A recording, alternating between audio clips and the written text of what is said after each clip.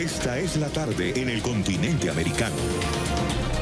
Cuando anochece en Europa y amanece en Asia, así cae la tarde en el continente americano y transcurre la noche y el amanecer en el resto del mundo. La tarde. ¿Qué tal? ¿Cómo están? Bienvenidos a la tarde de Entre 24. Gracias por acompañarnos. A nombre de Irania Chirinos y de este equipo, les doy la bienvenida y los invito a que se comuniquen con nosotros a través de las cuentas de Twitter que aparecen en su pantalla. Comenzamos. Avanza el montaje del escenario en el puente Tienditas para el concierto Venezuela AidLive. Estará ubicado a pocos metros de la línea limítrofe que separa Colombia y Venezuela. ¿Cómo avanza la logística? Nos lo cuenta nuestro enviado especial a Cúcuta, Carlos Arturo Albino. Muy buena tarde, adelante. Joely, un placer saludarle. 4:02 de la tarde, hora Colombia. Quiero mostrarles el puente internacional Simón Bolívar.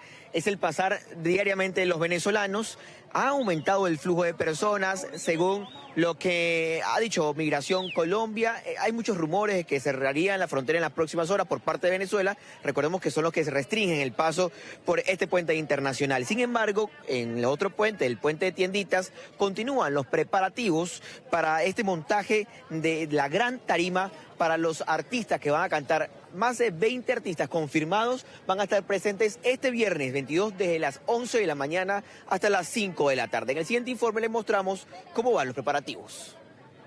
48 horas sin parar trabajan decenas de personas en el montaje de la tarima, donde al menos 20 artistas nacionales e internacionales se presentarán en el concierto Venezuela AidLive. Al mismo tiempo, también se organizan para recibir más toneladas de ayudas. El día viernes va a seguir llegando ayuda humanitaria y entonces estamos llevando ambos procesos en paralelo, porque recordemos que tenemos el viernes el concierto y el sábado toda la operación de proceso de paso de nuestra ayuda humanitaria. Se tiene un estimado que 250.000 personas asistan al concierto, por lo que han dispuesto lugares para que el público pueda disfrutar del gran concierto. Nuestra idea también es que puedan utilizar todo este terreno para que nadie se quede por fuera y todo el mundo participe en este concierto de libertad. Los organizadores del evento hacen un llamado para que también el sábado los venezolanos que viven en la zona de frontera acompañen a pasar la ayuda humanitaria. La convocatoria es a los 4 puentes, tanto del lado de Colombia como del lado de Venezuela. La idea es que se conglomeren miles de personas y que con ellos y con esa fuerza y esa voluntad podamos pasar la ayuda humanitaria. El concierto será gratuito. Estamos de acuerdo con esto que nos está sucediendo aquí en Venezuela. Queremos que se vaya ese huevo. ¿Su nombre y apellido? Beatriz Graterol. Beatriz, ¿qué edad tiene usted? 54 años. Señora, ¿usted qué hacía aquí en Cúcuta? ¿Va de regreso a Venezuela? Buscando comida porque en Venezuela no hay comida. En Venezuela todo está caro. En Venezuela está todo caótico. Estoy buscando el sustento para mis hijos, pidiéndole a Dios que la guardia no me lo quite y pidiéndole a Dios que me vaya bien el camino. ¿Qué logró comprar? Vi que pasaron por ahí unos familiares con unas bolsas. Compré granos, compré pasta, compré arroz, compré un poquito de cada cosa. ¿Cómo se siente como venezolana? Defraudada, con mucho dolor, con mucho sentimiento. Me dan hasta ganas de llorar de verdad. ¿Por qué? De todo lo que estamos viviendo. De verdad, es algo que nunca en mi vida yo lo he vivido. Yo tengo 3 hijos y los he levantado con bastante esfuerzo, pero ahorita me ha costado demasiado. Por eso estoy luchando, por eso quiero libertad para Venezuela. Quiero que salgamos adelante y quiero de verdad que se vaya este señor. Lo bendigo, pero no lo quiero más aquí. Hasta luego, mi amor. Es el testimonio de las personas que están cruzando a esta hora de territorio colombiano a territorio venezolano, llevan algunos tipos de mercado para el sustento de su familia.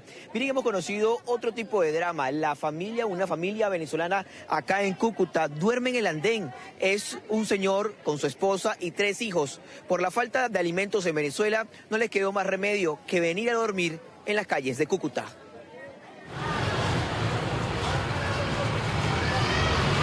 Mi nombre es Jorge Manuel Abril Carvajal, tengo 29 años, tengo 15 días viviendo aquí en el andén de Cúcuta. Bueno, me hace caso, yo papi, porque es un peligro un carro, yo o una moto, yo. Haciendo diferencias, en mi casa mis hijos tienen su cama, yo tengo mi cama. Aquí no, pero no tengo comida en Venezuela. Aquí no tengo cama, pero tengo el alimento de mis hijos y las medicinas. Mi esposa se llama Ana Luz Márquez. O sea, tenemos 3 niños. Uno de 10, uno de 8 y uno de 4. Que me los traje por la situación que está pasando allá en Venezuela.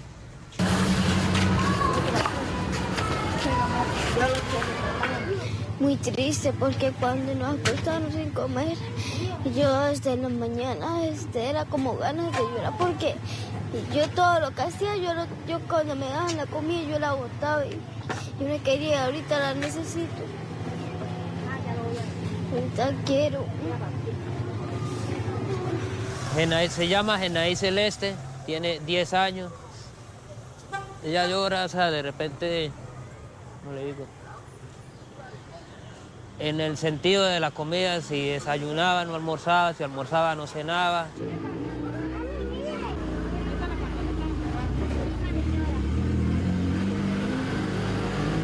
Quiero, o sea, que Venezuela sea libre como era antes.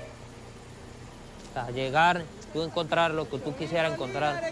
Miren, posiblemente usted que me está viendo en su país, esto es normalmente, se puede conseguir, es una llanta de una moto.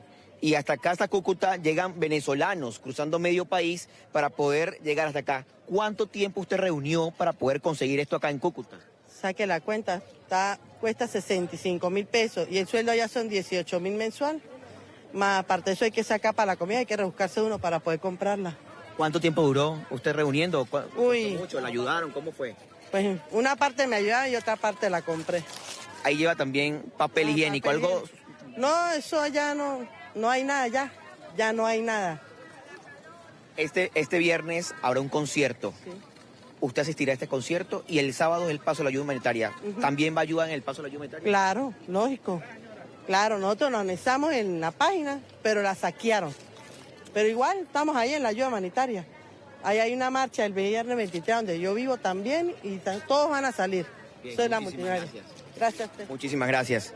Son las personas que a esta hora siguen cruzando hacia territorio venezolano. Ellos quieren hablar. Mi señor, ¿cuál es su nombre y apellido? César Durán. ¿Qué pasó, mi señor? Vos, por aquí buscando, haciendo un mercado para allá, para el pueblo, porque nosotros estamos pasando el hambre, como se llama, pasando ese hambre, trabajo. No hay necesidad que nosotros venezolanos tengamos que pasar por esto. ¿Por qué? Porque viviendo en un país tan productor como era Venezuela, ¿no? Hoy en día, pues, esta es la justicia. ¿Qué lleva allí? Mercado, pollo, ¿cómo es? Verduras, lo que se encuentra allí, harina. Lo que nos falta en Venezuela. Venezuela nos falta es libertad, que ya pronto la tendremos. ¿Cuál es su nombre y apellido? César Durán. César, muchísimas gracias. ¿Cuál es su nombre y apellido, mi señora? Zulay Contreras. Zulay, ¿qué siente usted hoy? Bueno, yo siento mucha fe, mucha esperanza, porque sé que mi país pronto irá a cambiar, que tendremos una Venezuela libre, que necesitamos la ayuda humanitaria. Le damos las gracias a todos los países que nos están apoyando. ¿Qué lleva en esa maleta? En esa maleta llevo algo de mercado de que mis hermanos me ayudaron para comprar.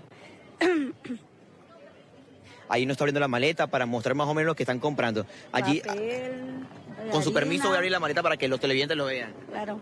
Cuénteme claro. qué es. Papel, harina, aceite, azúcar, lo básico de un hogar. No pude comprar más nada. ¿En Venezuela? Sí se consigue, pero está más costoso. No nos alcanza el dinero. ¿De dónde, qué parte es usted? De Rubio, Estado Táchira. Soy paciente oncológico. Necesito quimioterapia por 5 años para poder... ¿Y la está recibiendo en Venezuela? No, lamentablemente el Seguro Social no nos llega los medicamentos completos y si llega una vez a la 40. ¿Cómo está haciendo entonces? Unos meses tomo, otros meses no tomo. Con la ayuda de familiares, amigos que por ahí me donan pesos, algo se puede comprar y cuando no. Entonces, ¿cuánto tiempo se echa usted hasta acá, de Rubio? Menos de 1 hora, 45 minutos, 1 hora. Vengo con mi hija, ahorita estaba en la NUR, venía a averiguar por medicamentos y todo.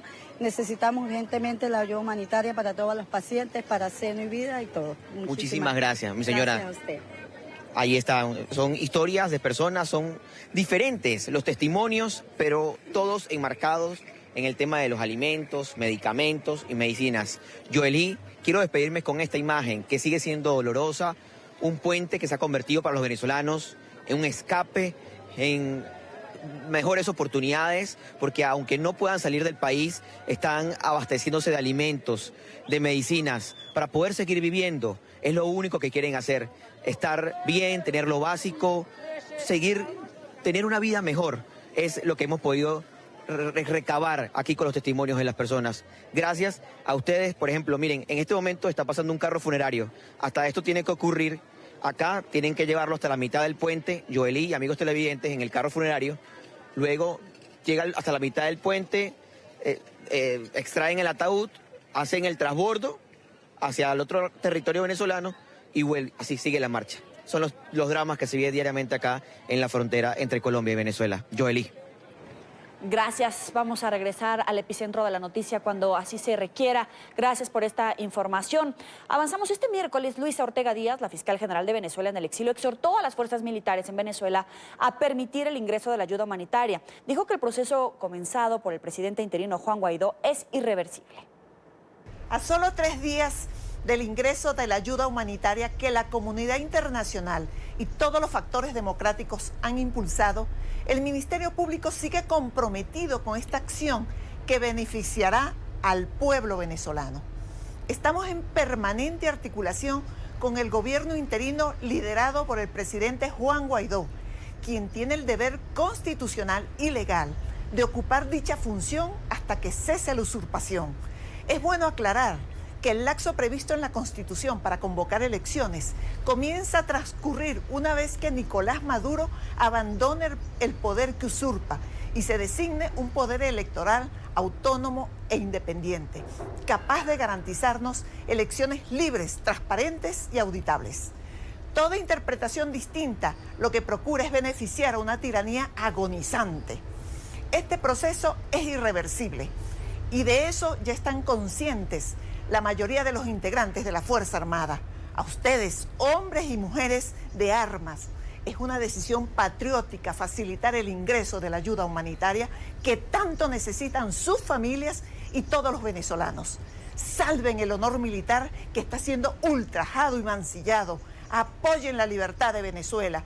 El tiempo de tiranos se acabó. No vale la pena ofrendar sus vidas por delincuentes que han destruido el país que ustedes juraron defender.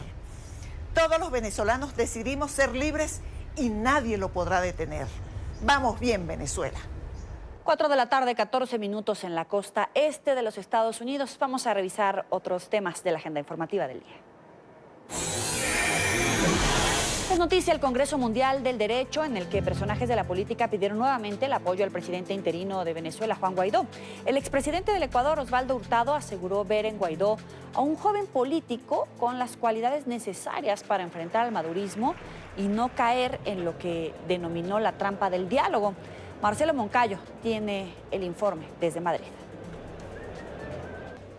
Hola, ¿qué tal? Saludos para ustedes en la tarde, amigos televidentes. Terminó en Madrid el Congreso Mundial del Derecho. Desde aquí, personajes de la política latinoamericana y de la jurisprudencia mundial aseguraron que ven en Juan Guaidó a un joven con fuerza, con energía, capaz de sacar adelante a Venezuela.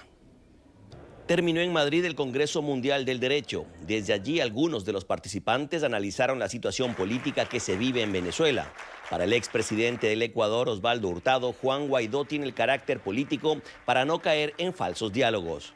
Se ve un hombre con talento político, con carácter que es necesario para enfrentar a un dictador y a una dictadura, ¿no?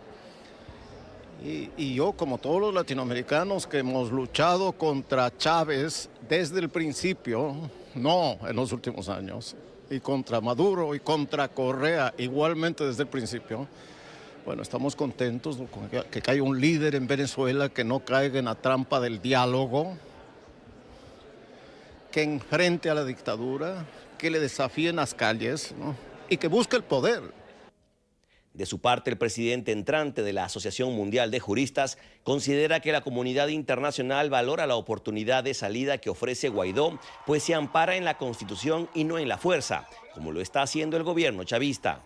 Para Javier Cremades es importante que Venezuela recupere la calidad democrática para reinaugurar el Estado de Derecho. Guaidó hoy ofrece una oportunidad. No es tan importante la persona, sino lo importante es que el país realmente recupere la soberanía popular, la soberanía nacional que la ha perdido y su constitución que la necesita para cobijar a todos los venezolanos que quieren vivir en libertad y en paz. Y afortunadamente la comunidad internacional está apostando por el derecho y eso es algo que puede acabar forzando a una transición democrática en Venezuela. El Congreso Mundial de Derecho terminó con la condecoración a Su Majestad el Rey Felipe VI con la medalla Paz y Libertad. Televidentes de la tarde, y esta opinión también es compartida por personajes como Luis Almagro, secretario general de la OEA, y Felipe González, expresidente del gobierno español, quienes también participaron en el Congreso Mundial del Derecho. Este es el informe para la tarde. Marcelo Moncayo, NTN 24, Madrid. Es noticia, el Papa Francisco, quien desde mañana va a participar en la histórica reunión sobre pederastia en el Vaticano. Francisco será anfitrión de una cumbre de 4 días donde van a participar todas las conferencias episcopales. También van a participar víctimas de abuso sexual por parte del clero. Estas personas afectadas por pederastia piden al Papa una política de tolerancia cero contra los agresores y sus encubridores. Es una reunión histórica, pese a que el sumo pontífice ha asegurado que se trata de una gran problemática que afecta a la Iglesia Católica. También ha rechazado la crítica constante contra la institución. No se puede vivir toda la vida acusando y acusando a la Iglesia. ¿Quién es el acusador? ¿Quién en la Biblia es llamado el gran acusador? ¿Quién lo es? El diablo.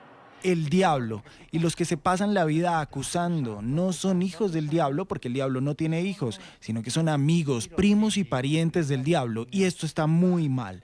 Los errores deben ser reportados para ser corregidos, porque cuando se reportan errores, cuando se denuncian defectos, la Iglesia es amada. Es noticia la contundente advertencia del presidente de Rusia, Vladimir Putin, a los Estados Unidos. El mandatario ruso aseguró que en caso de que la Unión Americana despliegue misiles de corto y mediano alcance en Europa, Moscú va a responder inmediatamente apuntando sus armas hacia esos países, así como a territorio estadounidense. Las palabras de Putin tienen lugar luego de la salida unilateral de Washington del Tratado de Eliminación de Misiles Convencionales o Nucleares de corto y mediano alcance. Tras la decisión de Estados Unidos, Rusia también se retiró del acuerdo. Rusia se verá obligada a crear y desarrollar armas que puedan ser utilizadas no solo en aquellos territorios, desde los que las amenazas directas puedan dirigirse contra nosotros, sino también en aquellos territorios en los que los centros de toma de decisiones, en los que se empleen sistemas de cohetes que nos amenazan. Actualmente en la legislación argentina hay 2 excepciones en las que el aborto se considera legal y son si el embarazo se produce a raíz de una violación o si con él se pone en riesgo la vida de la madre. Estas 2 causales fueron defendidas en un polémico caso que se convirtió en un ícono en la lucha por el aborto legal y que hoy es referenciado por activistas como un ejemplo de la violencia machista en el país. Se trata de la violación en un grupo de una niña indígena de 12 años en 2015. La menor resultó embarazada y aunque el feto no tenía esperanzas de vida, fue obligada a dar a luz. Casi 4 años después de esta agresión, el proceso judicial continúa. La sentencia contra los 8 capturados, que enfrentan hasta 20 años de prisión cada uno, se conocerá este 28 de febrero. Saludamos a esta hora a María Florencia Alcaraz, periodista integrante del colectivo Ni Una Menos. Gracias por estar con nosotros. Bienvenida. Hola, muchas gracias por este llamado a ustedes. El próximo 28 de febrero es una fecha clave. ¿Qué se puede esperar?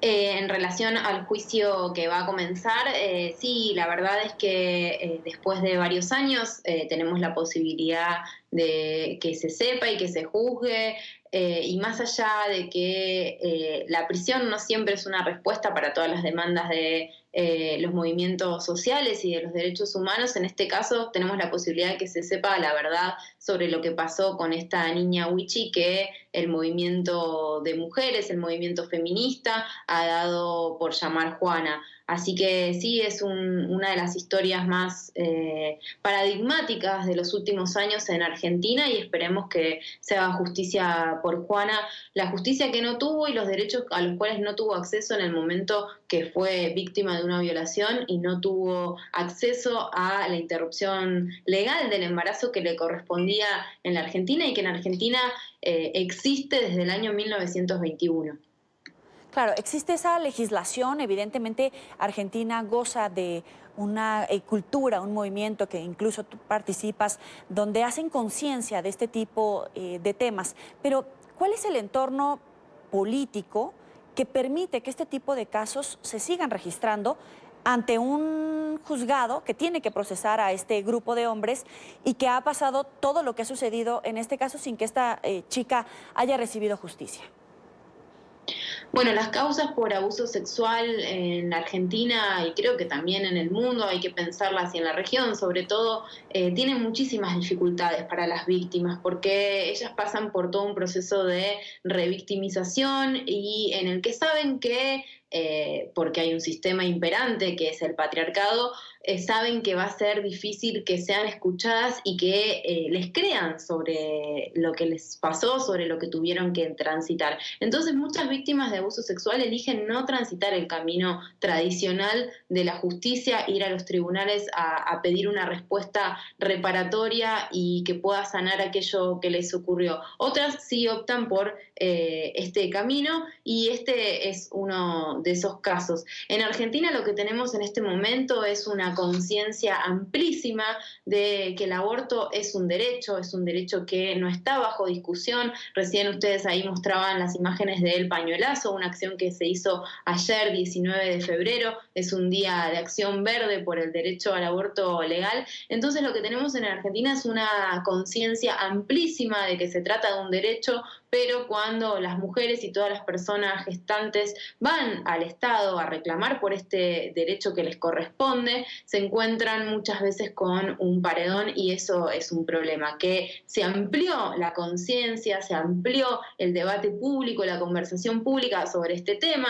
Hoy tenemos una despenalización social en relación al aborto, se puede hablar de este tema, salió del closet de una vez por todas, dejó de ser un tabú, pero tenemos un Estado que no garantiza los derechos de las niñas, de las adolescentes, de las mujeres y de todas las personas gestantes. Es curioso lo que pasa en Argentina porque hemos vivido un proceso de ampliación de derechos amplísimo que tuvimos durante mucho tiempo, durante 12 años, en los que se legisló para las disidencias, en los que se legisló también para las mujeres, para las lesbianas, para las travestis y las trans. Tenemos una ley de identidad de género en la Argentina, tenemos matrimonio igualitario, sin embargo no tenemos una ley que garantice el derecho a decidir de todas las mujeres y las personas gestantes.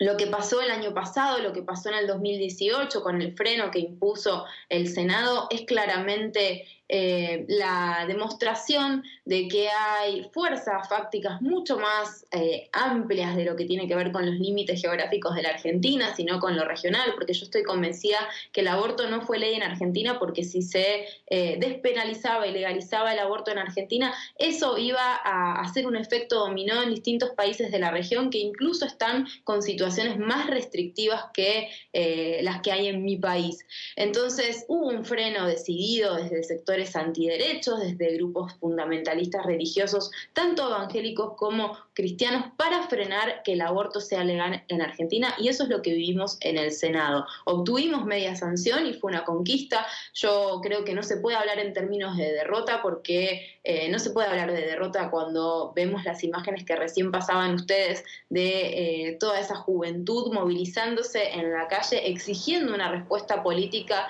que los políticos tradicionales no pudieron darle.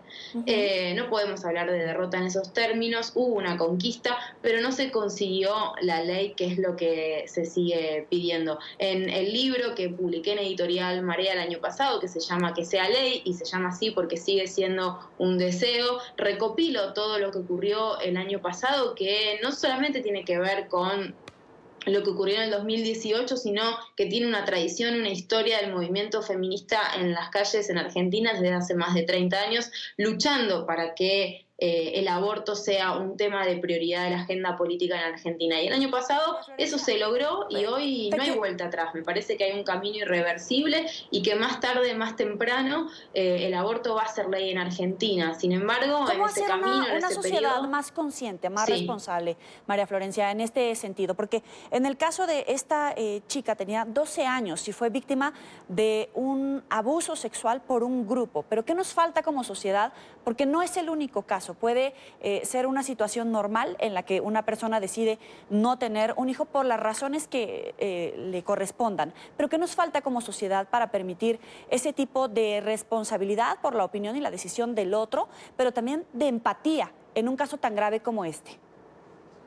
Sí, como sociedad y como estructuras políticas necesitamos una renovación en la política. El promedio de edad en el Senado era muy alto y los poderes que representa el Senado a nivel provincial, digamos, demuestran de que no eran las mismas personas que estaban reclamando, o sea, no estaban representando a las personas que estaban en la calle pidiendo por ese derecho. Creo que primero es necesaria una renovación en la política, porque la política tradicional se está quedando muy atrás de lo que sucede en las calles, de lo que sucede en la movilización y la ocupación callejera. Y después, en relación a este caso, lamentablemente es una historia que se dio a conocer, pero en Argentina tenemos un promedio de casi 3.000 niñas madres por año. Es un número altísimo y en ese sentido hay un montón de respuestas políticas que pueden darse, empezando por que se cumpla la Ley de Educación Sexual Integral, que es una ley que tenemos en Argentina desde el año 2006 y que sin embargo no se incumple en todas las provincias de igual manera, empezando por la provisión correcta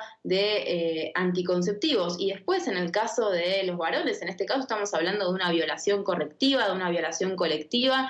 Hay algo que los varones en general tienen que pensar, porque estamos teniendo en todas las sociedades mujeres, lesbianas, travestis y trans fortalecidas en sus identidades, que han liberado distintos tipos de potencias en distintos ámbitos, en distintas profesiones. Sin embargo, la masculinidad sigue estando muy atrás y sigue respondiendo a patrones que son ya atávicos y que hay un desfasaje total con la situación de las mujeres y de todas las feminidades. Entonces, en ese sentido, me parece que hay algo que repensar por parte de los varones, y es que tienen que romper ese pacto de masculinidad, ese pacto que hacen entre machos, para de una vez por todas que dejen de pasar estas historias que son tremendas. Te agradezco, María Florencia Alcaraz, periodista integrante del colectivo Ni Una Menos, por esta información. Vamos a estar en contacto permanente contigo. Muy buena tarde. Gracias a ustedes. Es noticia la vandalización de la icónica estatua del beso, que simboliza el fin de la Segunda Guerra Mundial. En esta escultura, que representa la foto de un marinero besando a una enfermera tomada luego de que Japón se rindiera ante Estados Unidos, apareció un grafiti en el que se leía Me Too, nombre del movimiento que surgió en 2017 contra el abuso sexual. Previamente había surgido el debate en redes sociales sobre si la protagonista de la famosa imagen nunca le dio el consentimiento al joven para que la besara, lo que podría ser considerado como una agresión. En la celebración del Día de la Victoria, en 1945, el marinero George Mendoza dijo que en un acto de júbilo tomó a la primera mujer que vio y la besó en los labios. Avanzamos con más información desde Estados Unidos. Una tormenta invernal afecta a 39 estados de la Unión Americana, trayendo nieve y restricciones al desplazamiento vehicular. En la ciudad de Washington, las oficinas del gobierno federal están cerradas, al igual que las escuelas en el área metropolitana, que incluye los estados de Maryland y Virginia. Emiliana Molina, periodista de NTN 24 en Washington, tiene la información. Adelante. Hola, ¿qué tal? Muy buenas tardes. Pues así es, son al menos 39 estados los que están viendo los estragos de esta tormenta invernal el día de hoy. Las ciudades más afectadas son Omaha, Des Moines, en Iowa, Baltimore, Washington D.C. y Minneapolis. En este momento, la acumulación de nieve, quiero mostrarles, es alrededor de 3 a 4 centímetros, en donde nos encontramos en este momento en la ciudad de Arlington. Esto es básicamente la acumulación que estamos viendo, no solo en los vehículos, sino también en las autopistas. Sin embargo, la capital estadounidense, Washington D.C., se paraliza cada que hay una tormenta invernal de tan solo centímetros, y esta mañana veíamos las imágenes de la Casa Blanca pintada de blanco, pero también la ciudad completamente fantasma y no había casi personas en la carretera. Miles de vuelos también se han visto cancelados en la región y, por supuesto, agencias gubernamentales también están cerradas. Por ende, muchas personas pueden trabajar desde la comodidad de sus viviendas, incluso también algunas escuelas cerradas, y los estudiantes se quedan en casa el día de hoy. Hemos visto unas 200 cancelaciones en el Ronald Reagan International y unas 100 aproximadamente en el Dulles, principalmente en la mañana, y estamos esperando, a medida que mejore el clima, más tarde las cosas mejoren. Ahorita no, mi viaje está a tiempo, no me está afectando de ninguna manera. ¿Y viajas? Cuéntanos de nuevo a dónde. Estoy viajando para Miami, para una vacación. ¿Te da miedo viajar bajo estas condiciones? Un poquito, no más. Sí, solo un poquito, pero no mucho. Pues nuestro vuelo está actualmente un poco retrasado y bueno, esperamos que salga porque tenemos muchos planes para ir a Los Ángeles y entonces tenemos todo tan coordinado que sería un fastidio que se cancelara el vuelo. Y pues a esta hora las temperaturas están a -1 grado, que no son lo suficientemente frías para continuar congelando la lluvia. Es por esto que a esta hora comenzamos a ver un poco de lluvia y ya no tanta nieve. Incluso esto está causando ya impactos en las carreteras y como podemos ver, esto es puro flujo de agua y nieve justo al lado. Esto es precisamente lo que nos dicen y nos advierten los meteorólogos, que tenemos que tener precaución para evitar accidentes. Hasta ahora hemos tenido nevadas de unas 3 pulgadas en la ciudad y hasta 7 pulgadas en áreas del norte y el este. Y a medida que pasemos la noche habrá una transición a lluvia congelada que podría generar formaciones de hielo y eventualmente habrá un cambio a la nieve derretida, al aguanieve. Bueno, y al menos 200 millones de personas se verán afectados por los estragos de esta tormenta invernal.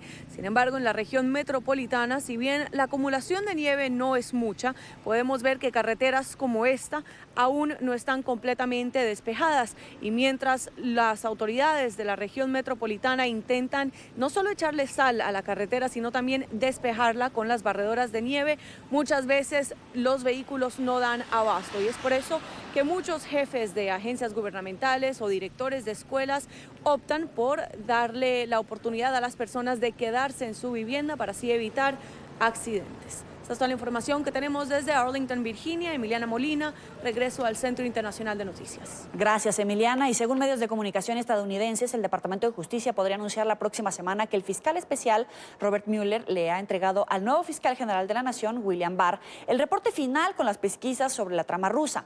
Mientras tanto, el presidente Donald Trump tachó el martes de falsa una información del diario The New York Times, según la cual le pidió el año pasado al Departamento de Justicia que colocara a un fiscal que es su aliado al frente de la investigación sobre su ex abogado, Michael Cohen. El reporte lo tiene Carolina Valladares. Adelante, Carolina.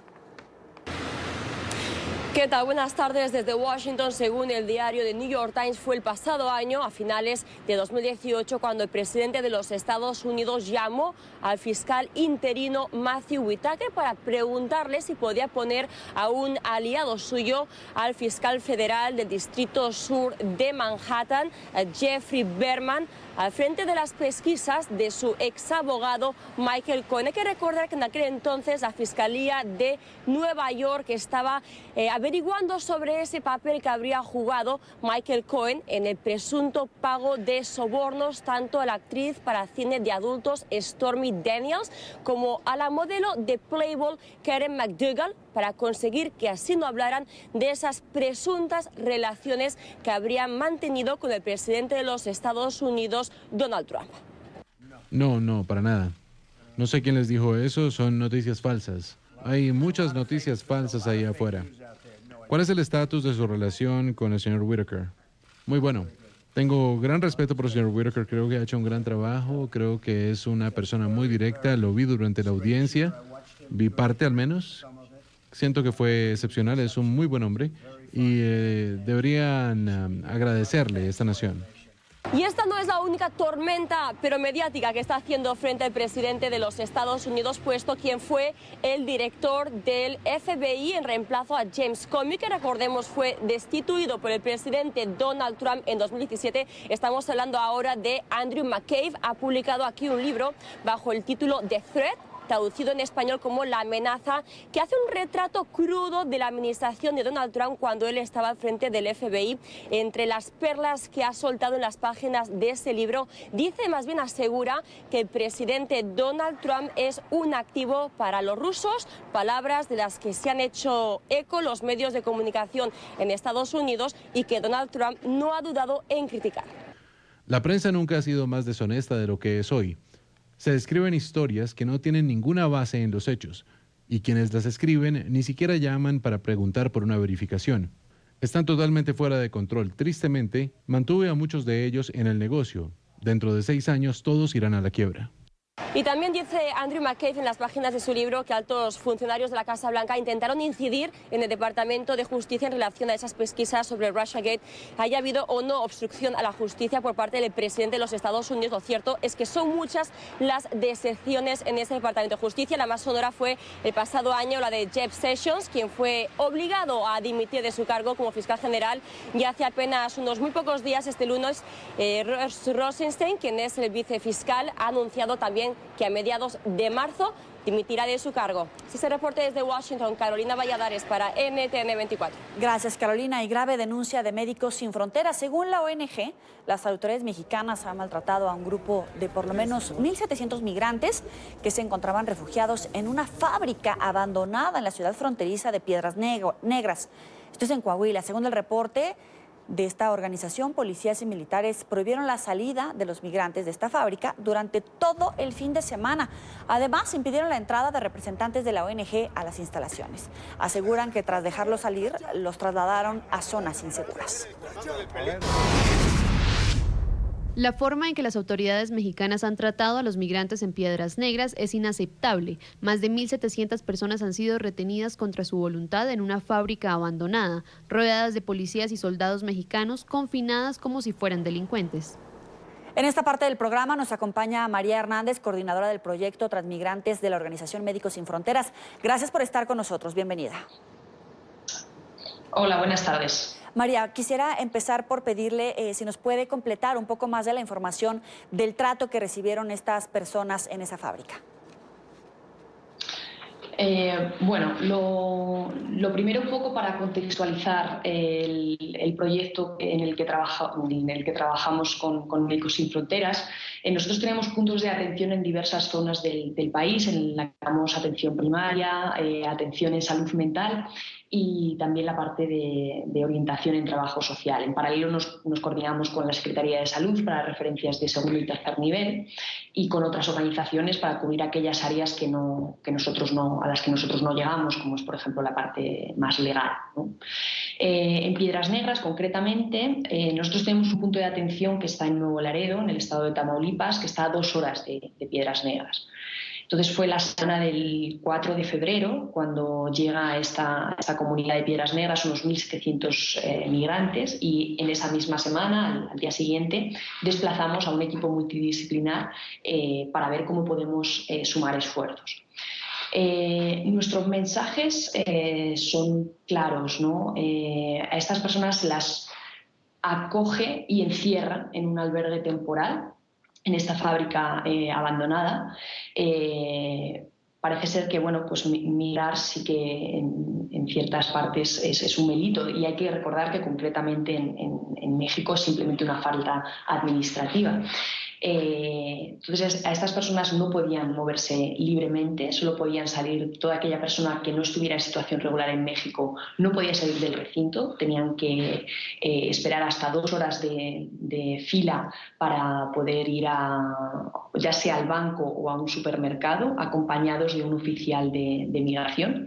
Esto evidentemente subió la tensión, y una semana después estalla lo inevitable, ¿no? El 13 de febrero las personas que estaban allá confinadas se monta un pequeño motín, y ahí es donde las fuerzas estatales y policiales más a nivel federal entran en el albergue y desalojan a los actores humanitarios, ¿no? Entonces, bajo el pretexto de que la prioridad es la seguridad, estas personas a partir de ese momento ya no pueden salir, y nosotros de hecho estuvimos día y medio en el que tampoco podíamos acceder a esta población. Desde mi organización lo que prevalece son las personas y sus derechos más básicos, ¿no? Entonces, así como por parte de... Miramos siempre mucho, ¿no?, la atención médica, porque al final es nuestro mandato. Pues la atención médica, había habido una muy buena coordinación con la Secretaría de Salud, habíamos trabajado muy bien hasta este momento en el que se nos prohíbe el acceso a la población. Podemos volver a entrar el día viernes, y lo que ya habíamos ido constatando es que se habían organizado autobuses que trasladaban a estas personas a otras ciudades. Entonces, Lo que nosotros ponemos de manifiesto en esta declaración son estos dos mensajes principales. El primero es esa retención de las personas dentro de un recinto del cual no podían moverse con libertad y su único delito es ser migrante. Y el segundo punto es que si efectivamente pues las autoridades responsables, ¿no?, consideran que la seguridad es una prioridad, esto es totalmente contradictorio a trasladar a estas personas a otras ciudades de la frontera que son todavía más inseguras que Piedras Negras, porque desafortunadamente México es un país precioso, pero hay zonas que están controladas pues por crimen organizado y que todo esto las expone a situaciones de violencia y a ser objetivo del crimen y de esta violencia generalizada, ¿no? Claro, pero ¿observas algún tipo de irregularidad que esté dedicada o centrada, enfocada a los migrantes debido a la cantidad que han avanzado en estas caravanas de las que hemos dado cuenta en los últimos meses? Pues yo irregularidad, sinceramente, si hablamos de la parte más puramente legal, no lo sé. Yo tampoco tengo, ni mi organización, no somos nadie para criticar las políticas. Nosotros lo que denunciamos son las consecuencias que estas políticas tienen en la salud de las personas, ¿no? Entonces, concretamente en Piedras Negras, el retener a gente y el trasladarla a ciudades que son peligrosas, esto es lo que a nosotros, pues como organización, vimos que era pertinente el ponerlo de manifiesto, ¿no? Más allá de, de hecho, sin entrar en si es legal o no. Aquí cada uno tenemos nuestras responsabilidades y nosotros somos una organización médico-humanitaria. Intentamos velar y atender de la mejor manera posible a las personas, independientemente de su condición, si tienen un papel o no, su nacionalidad, etcétera, etcétera. María, intentando hilar fino sobre toda la información que me estás diciendo, si mueven esta cantidad de migrantes a zonas peligrosas, de alguna manera los vuelven blancos de los cárteles del narcotráfico, de bandas dedicadas al secuestro, de este tipo de criminales que detectan migrantes en condiciones vulnerables por su situación, o bien porque hay mujeres, porque hay niños, de alguna manera los ponen en ese blanco y los hacen de alguna manera potenciales víctimas de estos grupos criminales? Sí, esto es lo que a nosotros nos preocupa, ¿no? O sea, el hacer traslados a ciudades inseguras, el riesgo es ese, ¿no? Que al final caigan y sean objeto de estas bandas organizadas. ¿Y qué recomendaciones han hecho o a qué autoridades podrían acercarse que ustedes noten que son receptivos de este tipo de denuncias con el nuevo gobierno? Pues la verdad que en esta parte es un trabajo que lleva más mi jefe de misión, entonces no sé si estoy totalmente, si tengo todos los elementos para responder a la pregunta, porque como el nuevo gobierno ha entrado hace relativamente poco, estamos iniciando las conversaciones. Para nosotros, nuestro actor, uno de los interlocutores principales es la Secretaría de Salud, con la cual estamos trabajando muy bien en los otros puntos y también en el norte. Y para la parte más de gobierno, pues yo sé que mis responsables ya están en conversaciones, ya más en corto, ¿no? Para ver cómo respetar, ¿no?, los derechos de las personas. Son 1.700 migrantes de este caso. ¿Notan algún repunte en casos como este o ha habido un seguimiento puntual de este tipo de casos a lo largo de diferentes administraciones en los diferentes estados que integran México? No entendí la pregunta, discúlpeme. Son 1.700 migrantes de los que estamos hablando en este caso, en Piedras Negras, Coahuila. Sin embargo, los gobiernos de los estados son diferentes. ¿Ustedes observan que ha habido un repunte sin importar el tipo de gobierno, el partido al que pertenecen a lo largo del tiempo, o son casos aislados, por ejemplo, como este? ¿Un repunte se refiere a las medidas que se toman con estos migrantes? Exacto, de trasladarlos a otros estados de la República. No, realmente el fenómeno migratorio no es algo nuevo, desde luego no en la región. Lo que sí ha sido un cambio es la manera de hacer estos desplazamientos en caravana y en un volumen al que hasta ahora no estábamos habituados, ¿no? Esto se puso de manifiesto en la caravana de 2018 que llegó la mayoría a Tijuana, y que ahora en 2019 son caravanas más un poco más disgregadas, pero que siguen siendo volúmenes muy importantes, ¿no? Entonces, es casi entendible que el Estado se vea desbordado, no sepa muy bien cómo reaccionar, pero esto no justifica en este caso pues la retención de personas o el traslado a ciudades inseguras. Nosotros seguimos monitoreando y seguimos también trabajando por la población. No hemos visto un repunte porque, como le digo, estos volúmenes es algo relativamente nuevo. Le agradezco a María. No podemos todavía evidenciar tendencias, perdón. Le agradezco a María Hernández, coordinadora del proyecto Transmigrante de la Organización Médicos Sin Fronteras, por estar con nosotros aquí en la tarde en NTN 24, y le agradeceríamos más información de este tipo de casos. Muchas gracias. Buena tarde. Buena tarde también para ti.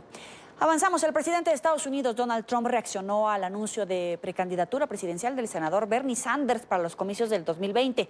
Lo llamó loco en un tuit que publicó esta mañana. Además, en una aparición este martes ante periodistas, el mandatario le deseó suerte, pero afirmó que su tiempo ha pasado. Sanders, de 77 años, perdió contra Hillary Clinton la nominación presidencial del Partido Demócrata en 2016 y en este 2019 se suma a la nutrida lista de dirigentes que irían a las primarias demócratas. Bernie Sanders está compitiendo. Sí, eso es correcto. Personalmente creo que perdió su tiempo. Pero me gusta Bernie porque él es una persona a la que conoce sobre comercio. De alguna manera concordaria. Estoy siendo muy duro en comercio. Él era duro en comercio. El problema es que no sabe qué hacer al respecto. Estamos haciendo algo muy espectacular en ese tema. Pero le deseo lo mejor a Bernie. Será interesante ver cómo le va. Creo que lo que le pasó a Bernie quizás no fue tan bueno. Creo que se aprovecharon de él. Lo hizo muy bien hace 4 años. Y Clinton lo trató con respeto. Hay mucha gente participando, pero solamente una persona va a ganar. Espero que sepan quién es esa persona. Grave accidente en Nueva York. Un hombre de 37 años murió arrastrado por el tren subterráneo.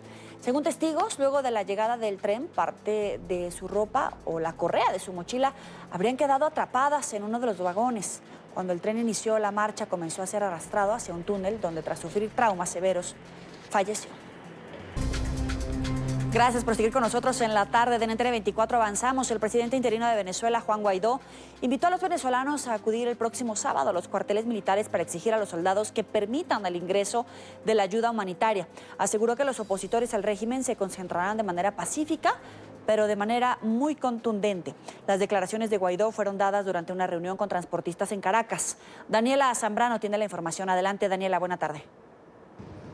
Hola, buenas tardes. Por cerca de 3 horas estuvo trancado este punto, la avenida Francisco de Miranda, a la altura de Altamira, pues los transportistas protestaron por las malas condiciones de sus unidades, pero también el respaldo al ingreso de la ayuda humanitaria. Aseguraban que ponían a disposición de Juan Guaidó y los diputados de la Asamblea Nacional sus pocas unidades para trasladar a los ciudadanos hacia la frontera y puedan presionar para que ingresen esos insumos y alimentos al país. Juan Guaidó hizo acto de presencia en esta protesta. Desde allí envió ya no un mensaje, sino una orden a la Fuerza Armada. Les aseguraba que tenían 3 días para acatar la Constitución y permitir que la ayuda humanitaria ingrese por mar, tierra y aire. Señores de las Fuerzas Armadas, tienen 3 días. Tienen 3 días para ponerse del lado de la Constitución, para seguir una orden muy clara del presidente encargado de la República y permitir que ingrese la ayuda humanitaria. Sobre los hombros de los uniformados, advirtió, pesará la responsabilidad de salvar la vida de miles de venezolanos. El pueblo de Venezuela los está viendo y los quiere ver muy bien, ayudando a cargar esas cajas, ayudando a entregar eso a cada uno de los hospitales, ayudando a entregar eso a cada una de las iglesias y ONG que van a entregar ese elemento. Depende de ustedes en este momento. Pese al bloqueo impuesto por el régimen, asegura que la ayuda humanitaria entrará por mar, tierra y aire. La frontera con Colombia no será la única alternativa. No solamente es Táchira, Bolívar. Y vieron ayer el compromiso y hoy, y los saludos de aquí del presidente Bolsonaro, con la organización del centro de acopio de Roraima. Directamente el presidente Bolsonaro comprometido. Por mar también vendrá ayuda humanitaria. Así que en Puerto Cabello, en La Guaira, muy pendientes para la movilización. Juan Guaidó calificó el próximo 23 de febrero como un día histórico. Nos vamos a concentrar y a movilizar hasta cada una de esas guarniciones, hasta cada uno de esos puestos, para dar un mensaje muy claro, a exigir que ingrese la ayuda humanitaria. El presidente del Parlamento acompañó este miércoles una protesta de transportistas descontentos por las fallas en el sector y pese a que la mayor parte del transporte público está paralizado por falta de repuestos, pusieron a la orden sus pocas unidades para colaborar en el ingreso de la ayuda humanitaria. Hoy nos activamos con la ayuda humanitaria. Hoy empiezan a salir las unidades para el interior del país. Desde una grúa y acompañado de los conductores, Guaidó también respondió a Nicolás Maduro sobre el llamado a elecciones. Ese anterior gobierno, que hoy claramente está de salida, que incluso desesperado, ahora sí hablan de elecciones, desesperados, cuando saben que ni de reina de carnaval ganarían. Pero ojo, eso es para tratar de confundir. Queda muy claro nuestro mandato. Cese de usurpación, gobierno de transición y elecciones libres. No debe haber duda. Juan Guaidó llamó a los ciudadanos a movilizarse el próximo 23 de febrero en todo el territorio nacional, acudir a las guarniciones militares para presionar a que ingrese la ayuda humanitaria. Información desde Caracas, Daniela Zambrano, para la tarde de NTN 24. Gracias, Daniela. Y Nicolás Maduro retó al presidente interino de Venezuela, Juan Guaidó, a convocar elecciones presidenciales. Según Maduro, vencería al líder opositor en los comicios y esto pondría fin a la disputa por el poder ejecutivo. Desde su juramentación, Guaidó ha dejado claro que cualquier llamado a las urnas debe hacerse después de la renovación de la directiva del Consejo Nacional Electoral, que hasta ahora ha actuado bajo las directrices del chavismo-madurismo. ¿Por qué no ha convocado elecciones? Este es el punto que concentra la atención del régimen de Nicolás Maduro hoy. A casi un mes de que Juan Guaidó se juramentara como presidente interino, Maduro habla de convocar un proceso electoral, pero no es un llamado normal a las urnas. En medio de los insultos, lo hizo como un reto. Por ahí hay un payaso que dice ser presidente interino. Bueno, si usted es presidente interino, lo primero que tiene que hacer o tenía que hacer es convocar a elecciones. ¿Por qué no convocó? Pregúntense ustedes, ¿por qué no ha convocado elecciones? El pretendido autoproclamado, ¿por qué? ¿Por qué no convoca elecciones para darle una revolcada con votos del pueblo? Convoca elecciones, señor autoproclamado, señor payaso. Y es que con el paso de los días el régimen siente la presión de la comunidad internacional. Más de 40 países reconocen a Guaidó como mandatario encargado y han apoyado su iniciativa de ayuda humanitaria para el pueblo venezolano. Seguramente Sebastián Piñera e Iván Duque, que están llamando a asaltar la frontera de Venezuela el sábado que viene, ya en los años que pasen serán olvidados. Pero pese a las palabras de Maduro, Guaidó tiene claros sus objetivos. Hace unas horas, en una entrevista a un medio mexicano, el presidente interino afirmó que el régimen planea un chantaje al que él no va a ceder. Como lo ha dejado claro en otras oportunidades, la transición es inminente y en ella no hay espacio para un diálogo o unos comicios con el régimen. No estamos dispuestos a prestarnos para un falso diálogo. Hago esta acotación muy importante porque nuestra agenda es muy precisa, que es cese de usurpación, estabilizar el país a través de un gobierno de transición que dé garantías institucionales para una elección libre. Y es que el presidente interino tiene claro que asumir un proceso electoral con el actual Consejo Nacional Electoral dominado por el madurismo sería un gran error. Por eso, desde el pasado 4 de febrero, la Asamblea Nacional designó un comité de postulaciones para elegir un nuevo CNE que establezca nuevos mecanismos y depure el actual registro electoral. Por su parte, la Organización de los Estados Americanos advirtió que realizar nuevas elecciones en la nación suramericana llevará tiempo y señaló como condición imprescindible que Maduro deje el poder. Y en esta parte del programa nos acompaña Juan Carlos Caldera, miembro de la Dirección Nacional del Partido Primero Justicia y representante de la oposición ante el CNE. Gracias por estar con nosotros. Bienvenido. Muy buenas tardes. Muchas gracias por la oportunidad. Primero que nada, ¿qué le responde a esta postura de Nicolás Maduro, donde reta a Juan Guaidó a hacer esta convocatoria a elecciones presidenciales? Todo lo que usted ya escuchaba. Bueno, fíjese, yo creo que es importante que quienes en este momento comparten el programa entiendan que eso es como lo que decimos acá en Venezuela, una expresión que nada guarda relación con la verdad.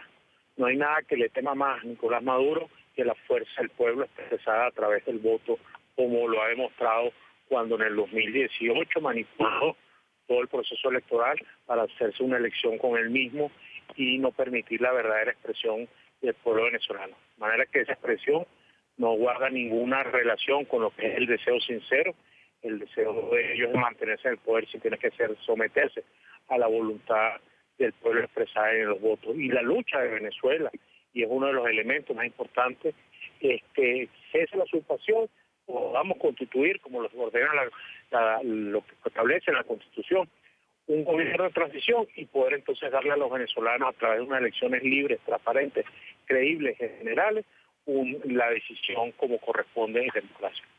Escuchábamos también hace unos momentos a Juan Guaidó repetir la ruta crítica de la oposición en Venezuela, que pasa por la entrada de la ayuda humanitaria, por supuesto la convocatoria a elecciones como vía de la transición a la democracia. Pero Juan Carlos, todavía es momento, hay espacio para tratar de hacer esta transición, como lo llama Nicolás Maduro, es decir, esta convocatoria en este momento, sabiendo que no hay independencia de poderes, incluido el Consejo Nacional Electoral, para hacer esta convocatoria a elecciones e ir en este momento a las urnas para elegir a nuevo presidente? Bueno, es muy importante tu pregunta porque pone en el centro lo que estamos planteando. Nosotros hemos hablado de verdaderas elecciones, elecciones libres, transparentes, creíbles. Y parte que una elección en Venezuela hoy sea libre, creíble, transparente, es que existe un órgano rector electoral que verdaderamente sea unos rectores electorales y no lo que hoy es que es parte del partido de gobierno. Cualquier camino electoral en Venezuela pasa por primer paso la renovación total del Consejo Nacional Electoral, hoy en manos de activistas, claro, comprometidos con el Estado, con el gobierno, el régimen actual, y que a partir de un nuevo Consejo Nacional Electoral, entonces se puedan brindar todas las garantías para que el voto del venezolano valga y tenga el peso que merece.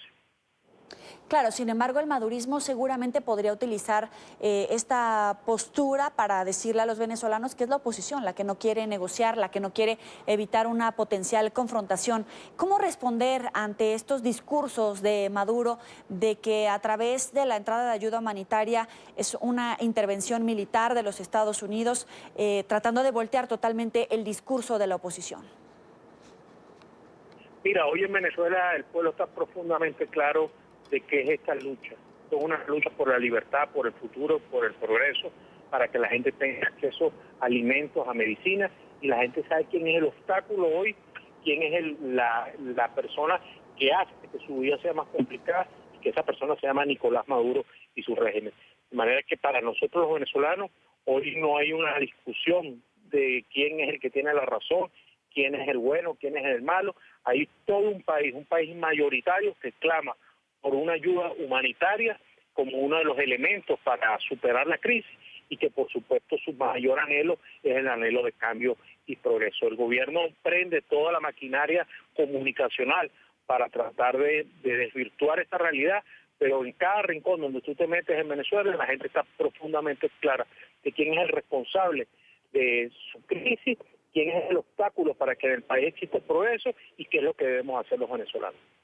¿Hay una postura única, consensuada entre los líderes de la oposición para seguir esta ruta crítica que está liderando Juan Guaidó y posteriormente hacer esta convocatoria a elecciones? Disculpa, no escuché la primera parte, ¿me decías? Claro, que si hay un consenso entre los líderes de la oposición para seguir el liderazgo de Juan Guaidó en este proceso de entrada de ayuda humanitaria y posterior a esta situación ya realizar la convocatoria a elecciones. Toda la unidad democrática, todos los factores políticos, toda la sociedad venezolana hoy en día está unido en torno al liderazgo y la gran responsabilidad que tiene el presidente Juan Guaidó. Juan representa no un liderazgo individual, sino el anhelo, el sueño de millones de venezolanos. La esperanza de todo el país está puesta hoy en una figura de carne y hueso que significa Juan Guaidó. Juan Guaidó hoy es la concreción de una lucha de años por el cambio y por supuesto tanto la lucha que está llevando Juan como persona, como cabeza, como presidente de este momento tan difícil, lo está haciendo acompañado por la mayoría de la Asamblea Nacional, que representa la totalidad de las fuerzas políticas de la unidad democrática. De manera que en ese sentido hay una plena unidad, una unidad de compromiso, y estamos muy conscientes de la responsabilidad y el momento histórico que estamos viviendo. Juan Carlos, quisiera aprovechar tu experiencia para que me ayudes a explicarle al auditorio cuáles son los pasos legales, constitucionales para la conformación de un nuevo CNE y, en consecuencia, evidentemente, la realización de esta convocatoria a elecciones. Mira, ahorita tenemos un estatuto que aprobó la Asamblea Nacional que establece la posibilidad, en virtud de la urgencia y la precariedad, la circunstancia en la que se encuentra la República, es un proceso electoral que se guíe en los principios constitucionales de la designación, pero que podamos entonces acortar los lapsos. El proceso de escogencia de los rectores del Consejo Nacional Electoral es un proceso con participación de distintas instancias, en este caso la instancia ciudadana, el poder ciudadano, que es parte del problema también del secuestro de las instituciones. Es un proceso que nace en el seno de la Asamblea Nacional, se convocan a otros factores en el sentido de la sociedad civil, las universidades, y a raíz de un proceso, una terna pública y de un baremo, se puedan entonces escoger en el seno de la Asamblea Nacional a las nuevas autoridades que lleven a cabo un proceso electoral en Venezuela. Es un proceso muy transparente, muy ciudadano, y eso es lo que se quiere. Por supuesto, la ley del poder electoral, que hay que ver cómo se adecua al momento que está viviendo el país, por eso la importancia del estatuto que aprobó la Asamblea Nacional para llevar a cabo este proceso. De hecho, el día de ayer, en la sesión de la Asamblea, se aprobó un acuerdo donde se pone en el centro la necesidad de avanzar en este camino de la escogencia de unas nuevas autoridades electorales. ¿Cuándo podría realizarse esta convocatoria para elegir a estos miembros del Consejo Nacional Electoral? Y una vez que se ha convocado, se haya concluido este proceso de selección de los miembros del CNE, ¿cuánto tiempo podría pasar para la organización de las elecciones presidenciales en Venezuela? Mira, nosotros hemos tenido experiencias de elecciones hechas en tiempo muy corto. Estamos hablando cuando el fallecimiento de Hugo Chávez en marzo del 2013, la elección se hizo casi a los 35 días después, el 14 de abril, estamos hablando de casi 40 días después. Esto es un ejemplo, te pongo, de cuán rápido puede hacerse un proceso electoral. En este caso, al llegar a unas nuevas autoridades y tener que darle revisión a procesos ágidos, como por ejemplo el registro de votantes, el registro electoral en Venezuela, tener que darle la posibilidad a millones de compatriotas que hoy están fuera de las fronteras, pero que tienen constitucionalmente su derecho al voto, y que este gobierno nunca se lo ha permitido, cerrándole la puerta a los consulados y obstaculizándole el ejercicio de su derecho a actualizar su autoridad, su dirección. Vamos a necesitar de un tiempo superior, pero yo creo que con voluntad política y con una gran disposición podemos estar hablando de un tiempo bastante cercano en donde se pueda realizar las elecciones. Y la convocatoria del proceso de escogencia de estos rectores, yo entiendo que la Asamblea Nacional está trabajando en eso, y que será cuestión de semanas que anuncie el inicio de ese proceso, y que sea un proceso que sea expedito. Claro, y también, de alguna manera, todos estos procesos puntuales para elegir a los miembros del CNE, para la convocatoria a las elecciones, evidentemente es un paso hacia la reinstalación de la democracia en Venezuela. De ahí la importancia de que se cumplan todos estos pasos por parte de la oposición y al interior de la Asamblea venezolana. Sí, totalmente. Por eso hacía mención al estatuto de la transición que aprobó la Asamblea Nacional, que es como una especie de ABC, una especie de mapa de vuelo para hacer del pase de este momento al rescate de la plena vigencia de la Constitución. De lo que se trata precisamente es de hacer vigente la Constitución de manera plena, y para eso estos lineamientos que están, que incluye por supuesto el tema del poder electoral, al igual que la revisión y el trabajo que hay que hacer a nivel de los otros poderes, el tema de la protección de los activos del Estado, toda la dificultad que hay en estos momentos en Venezuela hasta que logre finalmente la restitución plena de la Constitución. Finalmente, te quiero preguntar, con la agenda puntual que ya tenemos delineada para este fin de semana, ¿cuáles van a ser las actividades que en particular van a llevar a cabo? Bueno, fíjate, este sábado está siendo convocado en toda la ciudad del país movilizaciones en apoyo y un llamado de conciencia a nuestros hermanos de la Fuerza Armada Nacional para que permiten el ingreso de la ayuda humanitaria. Y como sabemos, hay 3 puntos de acopio de la ayuda humanitaria en el lado colombiano, del lado de Brasil y en las islas del Caribe. Y el día sábado está previsto pues que se dé inicio a un proceso que no es de un día, sino que va a ser un proceso que va a durar el tiempo que permita el ingreso de toda la ayuda humanitaria y los tiempos de que vayan llegando a los centros de acopio las distintas ayudas que se van a ir incorporando en el transcurso de los días del ingreso, pues como te decía, de toda la ayuda humanitaria que está llegando a estos centros. De manera que el día sábado lo que está previsto, bueno, el viernes en la frontera colombiana va a haber un gran concierto por la paz, por ese derecho que tenemos los venezolanos a tener acceso a medicinas, alimentos, y que al final es un clamor que la comunidad internacional nos ha apoyado y nos ha acompañado de manera solidaria. Eso va a ser el día viernes y el día sábado todo el proceso ya de despliegue y de ingreso de la ayuda humanitaria en estos 3 puntos. Le agradezco a Juan Carlos Caldera, miembro de la Dirección Nacional del Partido Primero Justicia y representante de la oposición. Muchas gracias a ustedes, muy buenas tardes. Buena tarde también para usted. Y avanzamos. Una misión especial de Amnistía Internacional determinó que el gobierno de Nicolás Maduro perfeccionó la represión como arma de control social, socavando los derechos fundamentales de los ciudadanos, particularmente a quienes viven en las zonas populares donde se registraron ejecuciones extrajudiciales para infundir el miedo. Oliver Fernández tiene la información desde Caracas. Adelante. Amigos de la tarde, gracias por este contacto. Marcos Ponce, director del Observatorio Venezolano de Conflictividad Social, aseguró que durante el gobierno de Nicolás Maduro se ha registrado el mayor número de protestas en Venezuela y esto demuestra el impacto de la crisis política, económica y social que viven los ciudadanos.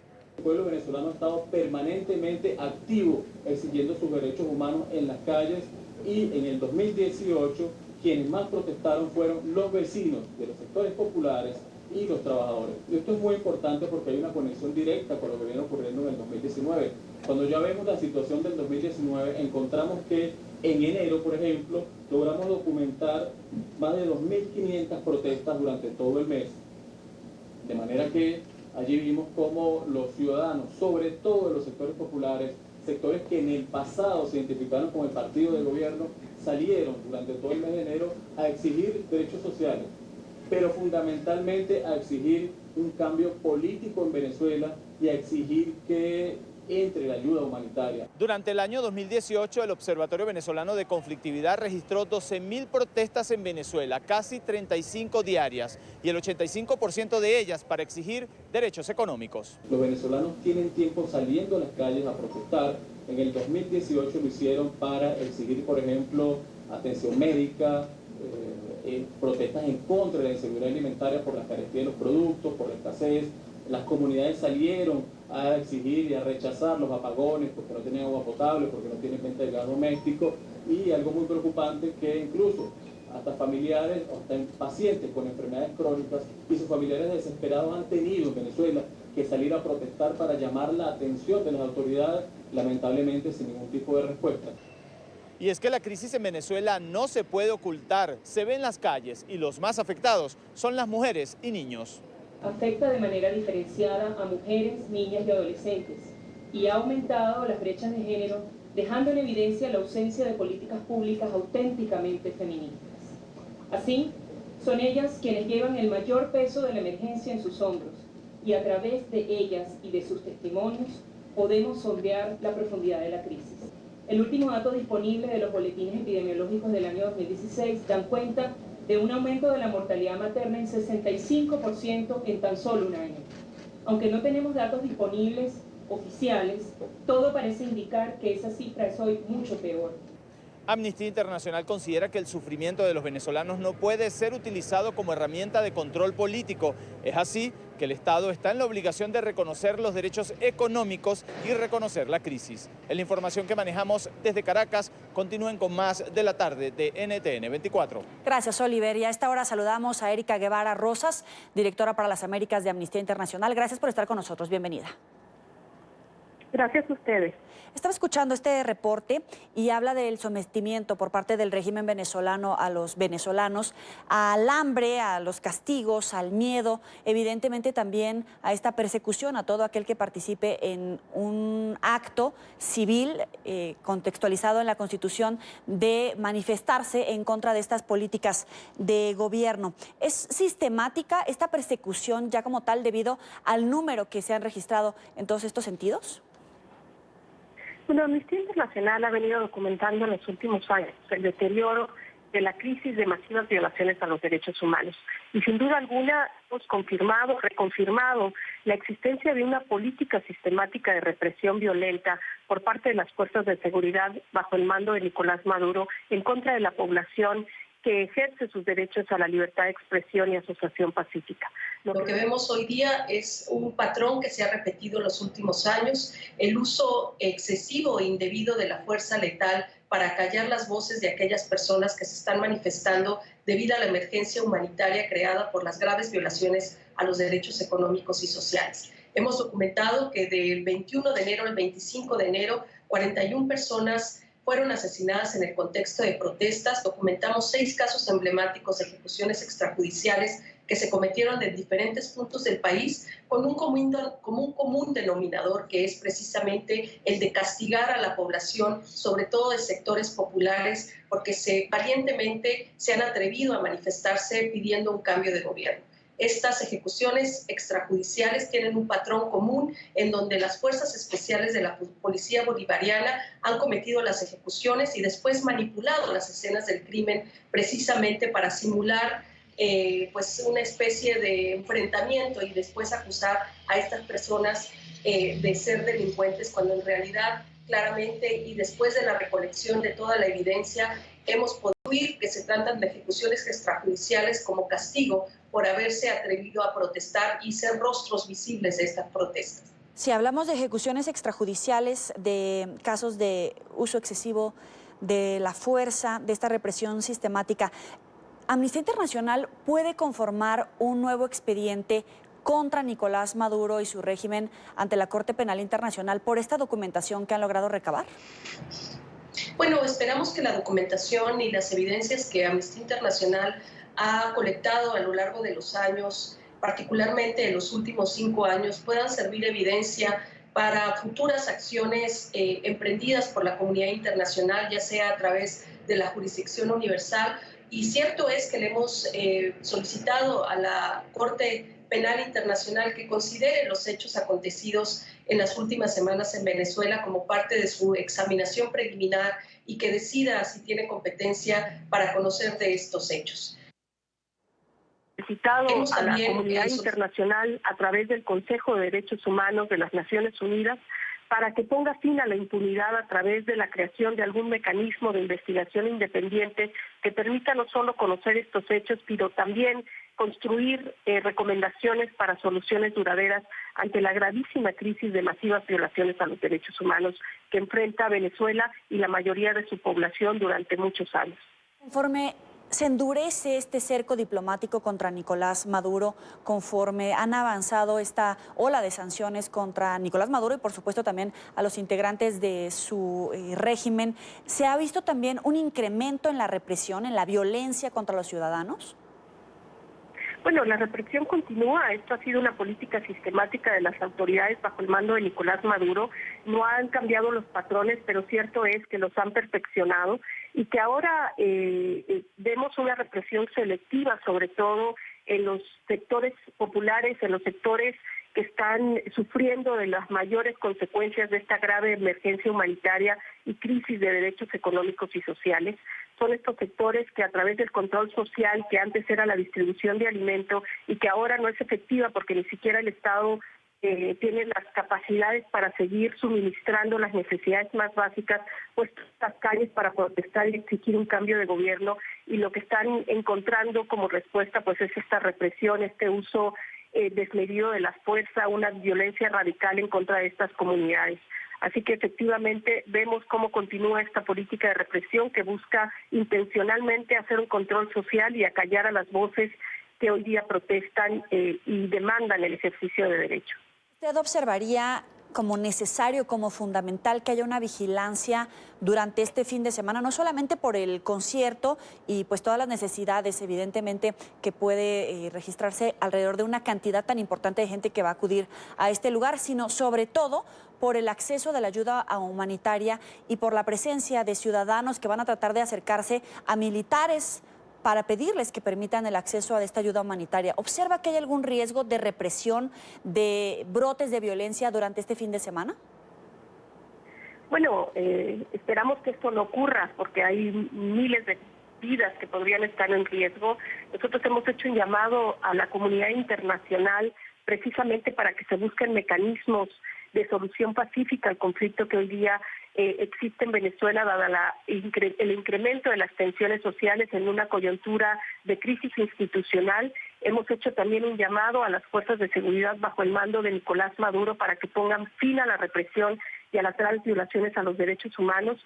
Yo le he solicitado una reunión a Nicolás Maduro, que lamentablemente no he recibido respuesta, y también le hemos solicitado una reunión a Juan Guaidó, con quien me reuní el día de ayer en la mañana en la Asamblea Nacional, y donde también le hemos hecho un llamado para que esta cooperación internacional no esté condicionada y no sea parte de ningún tipo de retórica política. Esta cooperación internacional tiene que llegar a las personas más necesitadas, y hemos también hecho un llamado para que esta cooperación internacional sea coordinada con las organizaciones de derechos humanos y de la sociedad civil venezolanas, que son finalmente las que en los últimos años han dado la cara por la gente, que creativamente han tratado de aliviar las necesidades más básicas, y son ellas las que tienen que ser consultadas y consideradas en esta coordinación para asegurarse que la ayuda llegue a quienes más lo necesitan hoy día. Erika, me parece fundamental preguntarte, esta reunión con Juan Guaidó, esta charla que quieres entablar, ¿con qué puntos puntualmente para preguntarle?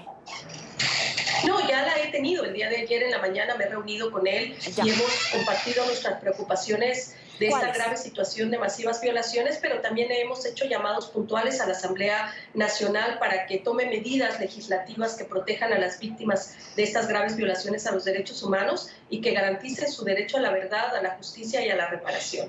Ok, entonces en este momento el presidente interino de Venezuela ya tiene estas recomendaciones puntuales que han hecho a través justamente de Amnistía Internacional en Venezuela. ¿Cuál fue la respuesta? ¿Cuál es la ruta a seguir a través de su mandato? Bueno, la ruta a seguir es continuar nuestros esfuerzos de documentación de estas graves violaciones, seguir reiterando nuestro llamado a los estados que genuinamente están preocupados por la situación de derechos humanos en el país para que exploren todos los mecanismos existentes, no solo para garantizar justicia y verdad, pero también que hagan llamados a las Naciones Unidas a través del secretario general para que puedan intervenir precisamente con todas las agencias y con todo su mandato humanitario para que sean quien coordinen la entrega de cooperación internacional y la ayuda que es tan necesaria y que pues, se busquen mecanismos para disminuir la tensión social y asegurarse que los derechos de las personas estarán por encima de cualquier consideración. ¿Cuál es la labor que tienen que hacer también los miembros de la oposición, los militares, los ciudadanos en general para evitar algún brote de violencia durante este fin de semana? Bueno, sin duda alguna la responsabilidad principal de la seguridad de las personas en Venezuela recae en el Estado a través de las fuerzas de seguridad que hoy día se encuentran bajo el mando de Nicolás Maduro. En ellos recae la obligación de respetar el derecho de las personas no solo a manifestarse, pero también a su libre circulación. En ellos recae la posibilidad de que ingrese la cooperación internacional que es tan necesaria, pero también otras entidades del Estado como la Asamblea Nacional tiene bajo su responsabilidad asegurarse de generar mecanismos no solo de corto plazo para aliviar la situación de emergencia humanitaria, sino para que también se empiecen a plantear planes para atender a mediano plazo una situación que hoy día enfrenta la mayoría de la población de pobreza el 75% de la población vive en pobreza extrema, el 85% de la población vive en pobreza en virtud del ingreso, es decir, del poder adquisitivo que tienen, y esa es una situación que de la ayuda humanitaria no va a resolver de un día a otro, podrá aliviar en el corto plazo, pero se tienen que generar mecanismos para ir atendiendo estas gravísimas violaciones de derechos económicos y sociales. Le agradezco a Erika Guevara Rosas, directora para las Américas de Amnistía Internacional. Gracias por estar con nosotros aquí en la tarde de NTN 24. Gracias a ustedes. Buena tarde. Vamos a una pausa. Gracias por seguir con nosotros. La justicia nicaragüense impuso condenas de más de 200 años de prisión a los líderes opositores Medardo Mairena y Pedro Mena por participar el año pasado en las violentas protestas contra el régimen de Daniel Ortega. Ambos son acusados de terrorismo y otros delitos en el marco de las protestas antigubernamentales, cuya represión dejó 325 muertos y alrededor de 750 detenidos. Aunque Medardo Mairena y Pedro Mena fueron condenados a 216 años y 210 años de prisión respectivamente, los acusados solo cumplirán la pena máxima de 30 años que establece la ley nicaragüense. Según su defensa, apelarán las condenas porque se demostró que sus defendidos no cometieron los delitos que les imputó la Fiscalía controlada por funcionarios afines al oficialismo. Le damos la bienvenida a José Palé, ex vicecanciller de Nicaragua y miembro de la Comisión Internacional de la Unidad Nacional Azul y Blanco. Gracias por estar con nosotros. Bienvenido. Muy buenas tardes, un gusto estar con ustedes. Gracias, bienvenido. Es una condena insólita. Totalmente insólita. Están condenando a 2 siglos de prisión a una persona que ha sido procesada sin ninguna garantía constitucional, sin guardar la forma del debido proceso, inocente de todo delito, ya que la política de persecución del gobierno de los Ortega Murillo ha sido únicamente criminalizar el derecho a la protesta, que están protegidos por las garantías constitucionales. Es absolutamente asombroso y ha generado en Nicaragua una reacción muy dura, por cuanto se ve también que es un golpe contra el espíritu de reconciliación, contra la buena fe que debe existir en el diálogo nacional, que recientemente, apenas el sábado, se había acordado con la conferencia episcopal y con delegados de la empresa privada retomar ese diálogo. Pero a continuación se aplica esta contra miembros de la Alianza Cívica, que es el interlocutor acordado contra el diálogo, donde ya se ve definitivamente que falta esa voluntad necesaria para crear un ambiente propicio para que ese diálogo tenga la legitimidad y la aceptación que se requiere para que pueda garantizar que la crisis en Nicaragua pueda solucionarse. ¿Y de verdad hay fe de su parte, convicción de su parte de que puede haber una negociación, un acercamiento, un diálogo cuando hay estos atropellos gravísimos a los derechos humanos porque está criminalizando la protesta? Efectivamente, siempre hemos dudado de la buena fe del gobierno y hoy los hechos están confirmando que esa buena fe no existe. En esta circunstancia, donde a 10 meses del inicio de la protesta, continúa la situación del país deteriorándose. Estamos pronto a una quiebra económica, a una quiebra social en el país, ya llegando a niveles alarmantes de desempleo, de pobreza, que requieren esa solución negociada para encontrar una salida pacífica, pero se contrarresta la voluntad expresada, la disposición expresada del sábado con medidas de este tipo y con la continuidad también de la represión, porque la persecución de los estudiantes, de los opositores, ha continuado día a día. En todos los departamentos del país diariamente se reportan capturas de ciudadanos cuyo único delito fue procesar y se está incrementando también la denuncia de torturas, de golpes en las cárceles del país, concretamente el día de antier en la cárcel de Pitipitapa y anteriormente en la cárcel de mujeres. Ahora quisiera preguntarle, en este momento son 10 meses de crisis política, social en Nicaragua. Ha habido más de 300 muertos, miles de heridos, evidentemente desaparecidos, detenidos.